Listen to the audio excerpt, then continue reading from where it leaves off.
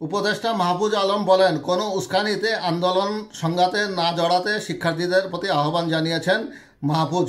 কোনো ধরনের উস্কানিতে আন্দোলনে ও সংঘাতে না জড়িয়ে শিক্ষার্থীরা দায়িত্বশীলতার পরিচয় দেবেন বলে আশাবাদ ব্যক্ত করেছেন অন্তর্বর্তীকালীন সরকারের উপদেষ্টা মাহফুজ আলম। বুধবার সন্ধ্যায় ফরেন সার্ভিস একাডেমিতে আয়োজিত সংবাদ সম্মেলনে তিনি কথা বলেন।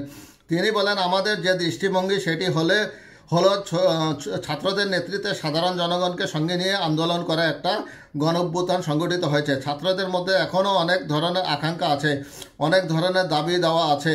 দাবি দেওয়ার ক্ষেত্রে সম্মান রাখছে যে আপনারা আসেন, কথা বলেন, কথা বলে আমরা এগুলো সমাধান করতে পারি। অনেকগুলো বিষয় কিন্তু দেখেছেন যে একটা সমাধানের দিকে যাওয়া যায়। সরকার কথা শুনছে, সরকার খুবই গুরুত্বের সঙ্গে কাজ করে যাচ্ছে।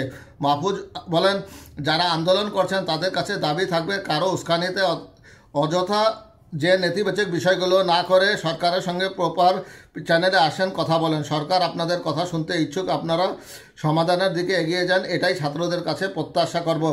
আমরা মনে করি ছাত্ররা দায়িত্বশীলতার পরিচয় দিবে।